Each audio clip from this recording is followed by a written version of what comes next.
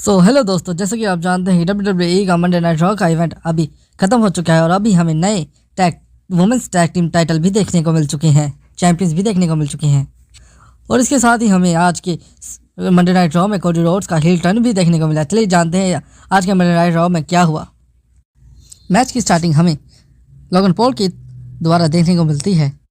Logan Paul कहते हैं कि मैं यहाँ सबसे मिलने प्राइवेट जेट में आया हूँ और यही सब अपनी बकवास मार रहे होते हैं। तभी हमें सीएम पंक देखने को मिलते हैं। सीएम पंक रिंग में आते हैं और लोगन पॉल सीएम पंक का मजाक उड़ाने लग जाते हैं कि तुम अभी बूढ़े हो चुके हो, तुम WWE कंपनी में रहने के काबिल नहीं हो, कंपनी WWE कंपनी में जैसे सुपरस्टार्स को ही रखती है। इसका जवाब देते हुए सीएम पंक कहते हैं कि हम चाहे जितने भी मर्जी बूढ़े हो जाएं, हम लेजेंड है, तुम हमारा सामना कभी नहीं कर पाओगे।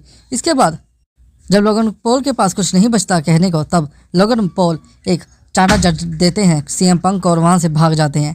सीएम पंक गुस्से से देख तो रहे होते हैं और कहते हैं कि तुम जहाँ तक भागना चाहो भाग सकते हो, लेकिन एलिमिनेशन चैम्बर में मैं तुम्हें भागने का मौका नहीं दूंगा। और उम्मीद है कि सीएम पंक अपना इस चांटे का बदला ज़रूर लेंगे एलिमिनेशन चैम्बर में। बाकी इसके बाद हमें पेंटा, लुडविन काइजर और बुर्ज का हमें tag team match, triple shot match देखने को मिलता है, जिसमें लुडविन काइजर रोलन के सहारे पेंटा को और दोनों को हरा देते हैं और लुडविन काइजर ये मैच जीत जाते हैं। इसके बाद हमें हम सबकी प्यारी वुमेंस वर्ल्ड चैंपियन रिया रिप्ली देखने को मिलती है। रिया रिप्ली बेसिकली इंटरव्यू देती हैं और सामने से हमें योशिकाई भी देखने को मिलती है और इन दोनों का ही बीच में कुछ कन्वर्सेशन होती है। आपको बता दें कि रिया रिप्ली का मैच योशिकाई के साथ, इयो स्काई के साथ अगले वीक होना तय हो चुका है। इसके बाद हमें न्यू डे देखने को मिलते हैं। न्यू डे आकर सबको गाली बकना शुरू कर देते हैं। जैसे कि आप जानते हैं पहले मंडे नाइट रॉ में भी ये सारा कुछ हो रहा है। बाकी न्यू डे का मैच आज LWO के साथ था और न्यू डे LWO को हरा देती हैं और बस इनकी भी कहानी हमें समझ नहीं आ रही क्या है।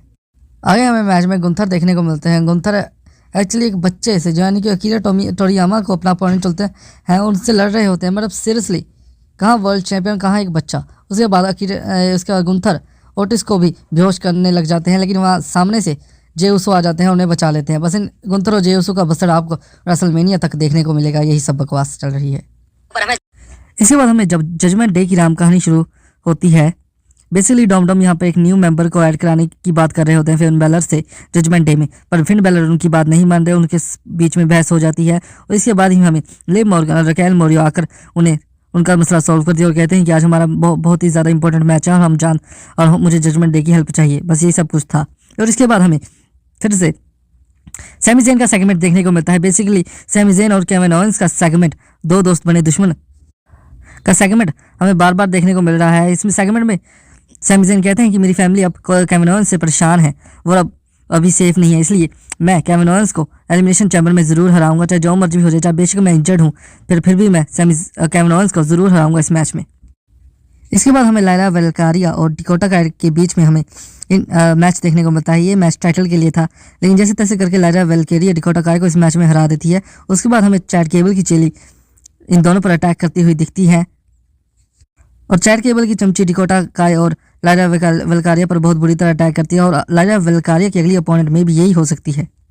और इसके बाद हमें Bron Breakker versus Dominik Mysterio का मैच देखने को मिलता है, जिसमें ब्रॉन ब्रेकर डोमिनिक मिस्टीरियो को बुरी तरह हरा देते हैं। और इसके बाद हमें फिन बैलर और ब्रॉन ब्रेकर का फेस ऑफ भी देखने को मिलता है और ये फेस ऑफ काफ़ी कमाल का था। और इसके बाद हमें इस WWE रॉ का, मतलब मंडे नाइट रॉ का मेन इवेंट का सबसे भयानक सेगमेंट देखने को मिलता है कोडी रोड्स और सेथ रॉलिंस के बीच।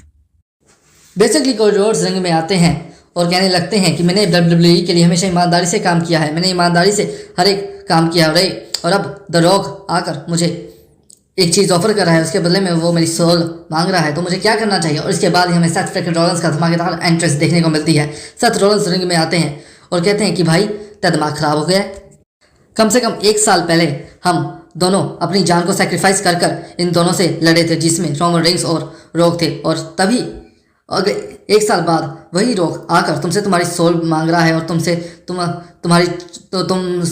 चाहता है कि वो तुम उसके चैंपियन बन जाओ, और बदले में वो तुम्हें क्या देगा, एक फिल्म में छोटा मोटा रोल दे देगा, और या तुम्हारी सैलरी ज़्यादा आ जाएगी WWE से, या फिर तुम्हारे फॉलोअर्स बढ़ जाएंगे। क्या तुम पुरानी बातें भूल चुके हो? इसका जवाब देते हुए कोडी रोड्स कहते हैं कि सेथ रॉलिंस वो तुमसे सोल नहीं मांगने आया, वो मुझसे सोल मांग रहा है, मेरी सोल मांग रहा है क्योंकि तुम्हारी सोल तो पहले से ही बिक चुकी है। तुमने याद होगा कि तुम ही वो बंदे थे जिसने शील्ड को तोड़ा था, तुम ही वो बंदे थे जिसने शील्ड को तोड़ा था और दी अथॉरिटी बनाई थी। तुम्हारे कारण ही मेरे जैसे कई सुपरस्टार्स को उस समय WWE से बाहर जाना पड़ा था, और उसका कारण सिर्फ और सिर्फ तुम ही थे। वो तुम ही थे जब तुमने मेरा एक हाथ ब्रेक कर दिया था जब मैं वापस आया था। तो मैं तुम्हारे बारे में अच्छी तरह जानता हूँ, तुम भी मेरे बारे में अच्छी तरह जानते हो। बेसिकली कोरिडोर्स को ये बात तब याद नहीं है जब सेथ रॉलिंस ने उसकी मदद की थी। हाँ, कोरिडोर्स कहते हैं कि हाँ तुमने मेरी मदद की थी रेसलमेनिया में, उसका मैं सम्मान करता हूँ, लेकिन ये ऑफर मेरी है। इसके बाद सेथ रॉलिंस पोलाइटली हो जाते हैं और कहते हैं कि मैं सिर्फ तुम्हारा भला चाहता हूँ और मैं चाहता हूँ कि तुम वो मिस्टेक्स ना करो जो मैंने की थी।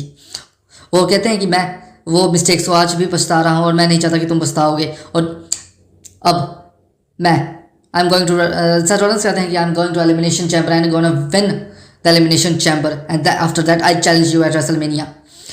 इसके बाद सेथ रॉलिंस कहते हैं कि मैं सिर्फ उस चैंपियन से लड़ना चाहता हूं जिसका हाथ इंजर्ड होने के बाद भी उसने मुझे हरा दिया था, और उस रेसलमेनिया में भी तुमने मुझे हराया था। मैं सिर्फ उस बंदे से लड़ना चाहता हूं, या उस थकेले से नहीं जो अपनी सोल किसी और को बेच दे। इसके बाद सेथ रॉलिंस वहाँ से चले जाते हैं और ये सेगमेंट काफ़ी धमाकेदार सेगमेंट था। इसके बाद हमें अकीरा टोमियामो और जे उसो का थोड़ा प्रोमो देखने को मिलता है, जहाँ पे जे उसो अकीरा टोमियामो को कहते हैं कि तुमने गुंथर के खिलाफ खड़ा होने की हिम्मत की, तुम्हें बहुत हिम्मत है। इस बात जे उसो ने आईसी पैक लगा दे देते हैं। उसके बाद हमें बाहर ग्रेसन वॉलर और ऑस्टिन थियरी के साथ जे उसो का सेगमेंट देखने को मिलता है। जे उसो के साथ ग्रेसन वॉलर ईट कर देते हैं और ऑस्टिन थियरी कहते हैं कि तुम क्या कर रहे हो, हम दोनों एक टीम है, तुम जे उसो के साथ ईट क्यों कर रहे हो। इसके बाद जे उसो ग्रेसन वॉलर को एक सुपर किक लगा देते हैं और फिर से ईट बोलकर चले जाते हैं। और इसके बाद हमें बियांका ब्लेयर और नाओमी और लिव मॉर्गन और रकेल का टैग टीम मैच देखने को मिलता है। ये बेसिकली टैग टीम टाइटल्स के लिए मैच था। इसमें हमें सबको उम्मीद थी कि जेड कारगिल देखने को मिलेगी, लेकिन जेड कारगिल देखने को नहीं मिली। और इसके बाद लिव मॉर्गन और रकेल डॉम की इंटरफेरेंस की वजह से बियांका ब्लेयर और नाओमी को हरा देती हैं और new world tag team title champion बन जाते हैं। सो आज का था ये मंडे नाइट रॉ का event. Monday night raw SmackDown WrestleMania के पहले बहुत ही अच्छे हुआ करते थे, लेकिन आजकल इन सभी में दम नहीं रहा। हम क्या बोले ट्रिपल एच को। अगर आपको ये वीडियो अच्छी लगी और आप रोमन रेंस कॉरिडोर्स और सेथ रॉलिंस के सच्चे फैन हैं तो हमारे इस वीडियो को लाइक और सब्सक्राइब जरूर कीजिए। हम ऐसी वीडियो आपके लिए लेते रहेंगे। धन्यवाद।